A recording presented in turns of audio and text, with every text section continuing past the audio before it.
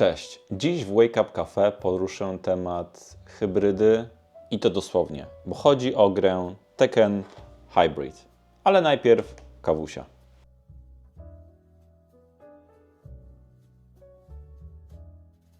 Część z Was być może nie wie, czym Tekken Hybrid było.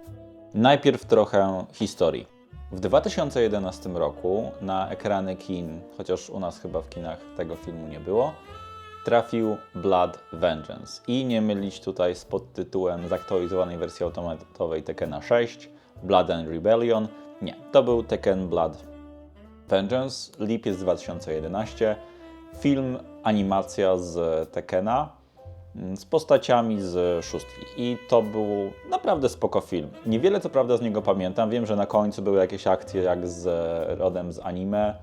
Był Devil Kazuya, który przypominał trochę tego Devil Kazuya z Tekkena 8. Pamiętam też, że Panda i Alisa i Xiaoyu, chyba we trójkę, oglądały telewizję. Pamiętam też, że w pewnym momencie Panda pędziła bardzo szybko. No i była tam też postać, która potem nie pojawiła się w żadnej produkcji z Tekkenem, więc no trochę szkoda. A była to postać Shina Kamii, który, no tak jak powiedziałem, nie pojawił się w żadnym Tekkenie, mimo tego, że wiele osób spodziewało się, że tak się stanie, no bo jeśli dajecie protagonistę do filmu, to czemu potem nic z nim nie robicie? Być może chodziło o to, że postać ta nie była po prostu popularna i niespecjalnie podobała się ludziom. Z kolei w listopadzie 2011 roku pojawił się ten oto zestaw. Ja tutaj mam jeszcze w ogóle paragon. Kupowałem w świecie gier właśnie w listopadzie, 23 listopada 2011, ponad 12 lat temu. 129 zł, więc cena całkiem przystępna. A co mamy w tym zestawie? Przede wszystkim film Tekken Blood Vengeance, który można obejrzeć również w 3D. 3D w filmach, telewizji wtedy było na topie, ale takim trochę nieprawdziwym topie, bo ludziom się wydawało, że ta technologia zagości w naszych domach na dłużej, ale dość szybko umarła. Poza tym mamy Tekken Tag Tournament HD, ale dlaczego? O co chodzi?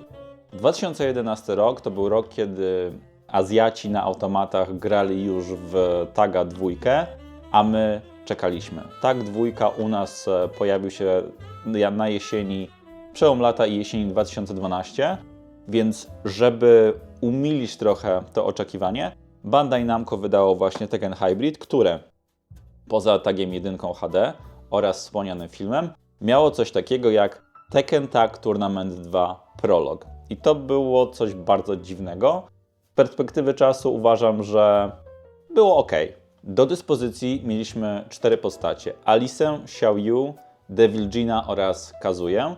I te postacie poza swoimi podstawowymi strojami miały też stroje z filmu. Jeśli chodzi o tryby gry, mieliśmy tam tryb arcade, tryb model viewer, gdzie mogliśmy podejrzeć bliżej modele tych postaci, no i opcje. Tak jak powiedziałem, cena była dość przystępna, 129 zł za film, za pełną grę Tekken Tag Tournament HD oraz za przedsmak Tekken Tag Tournament 2. Co prawda musieliśmy niemal rok czekać na to, żeby zagrać w pełnego Taga 2, no ale mimo wszystko mogliśmy chociaż trochę liznąć tego systemu, tych postaci. Ja miałem to szczęście, że w Taga 2 na automatach zagrałem, kiedy pojechałem do Francji właśnie jesienią 2011 roku na targi Paris Games Week, gdzie poza tym, że były tam automaty z tagiem, no bo ja nie pojechałem tam, żeby grać w taga, pojechałem tam, żeby grać przedpremierowo w Soul Calibura 5.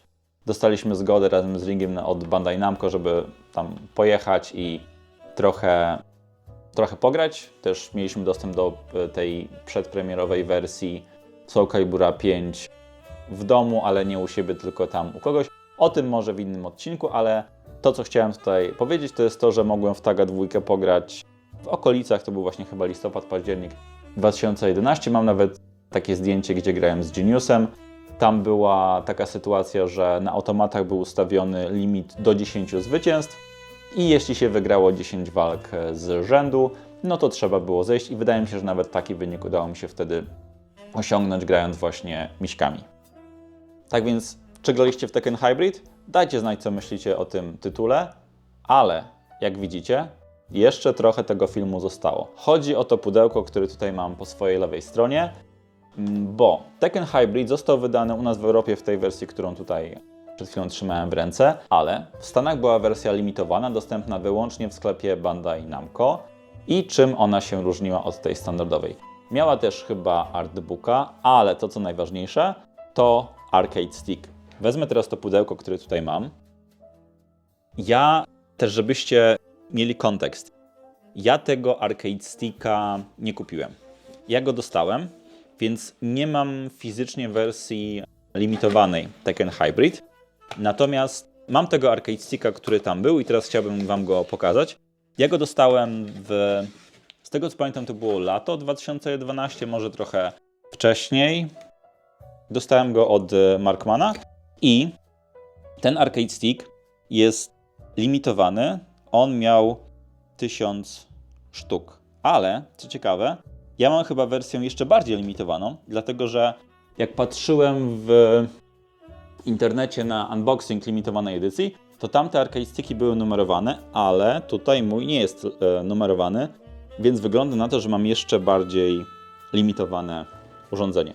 To jest taki standardowy arcade stick od Mad Catz, które widzieliśmy w tamtych czasach, m.in. do Street Fightera 4, bo tak naprawdę od tego się zaczęło. Do PlayStation 3 mamy dość długi kabel USB.